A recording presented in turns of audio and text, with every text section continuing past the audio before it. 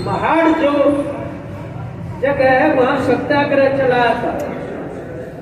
आपको हैरानी होगी किस बात का सत्याग्रह था। गांव के जोड़, म्युनिसिपैलिटी का जोड़, उसमें पानी पीने का अधिकार लेने के लिए। आज तो आप जोड़ में पशुओं को पानी पिलाते हैं ना, उस टाइम पर अनुसूचित जाति या दलित लोगों को जोड़ का पानी पीने की अनुमति नहीं थी।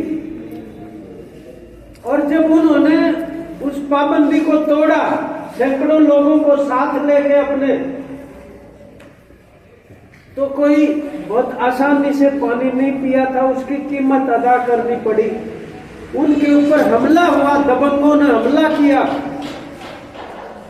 और उसके बाद 20 साल लगे अदालत से ये मुकदमा जीतने में कि सबको पानी पीने का हक है तालाब में।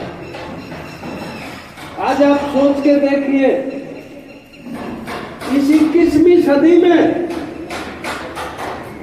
इस बात की भी पढ़ने की खबरें मिल जाती है अखबार में कि स्कूल में एक बच्चे को इसलिए पीट पीट के मार दिया कि उसने घड़े पे हाथ लगा दिया। और मैं आज एक कहानी पढ़ रहा था अखबार में, दिल दहलाने वाली कहानी। बात छोटी सी है लेकिन कितनी गहरी है, सोच के देखो कि एक बच्चा स्कूल में है और बहुत ज्यादा प्यास लगी हुई है उसको, और सारा दिन वो प्यासा रहता है।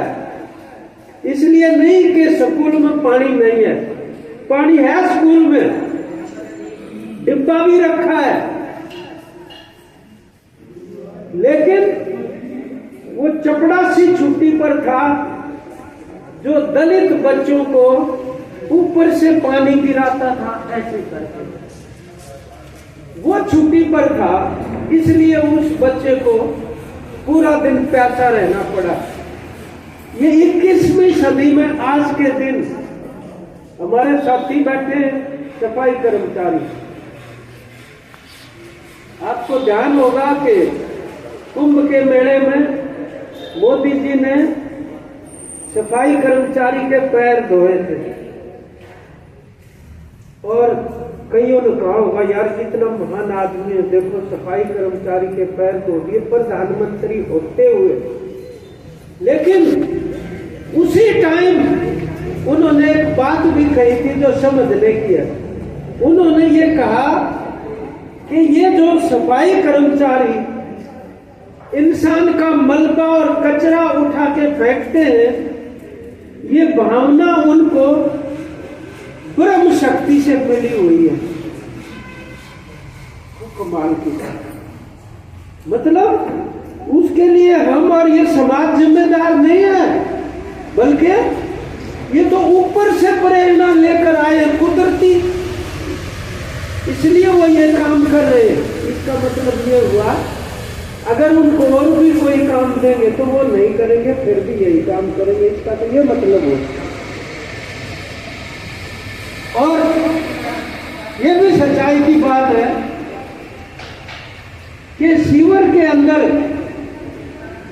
घुस के उसको खोलना,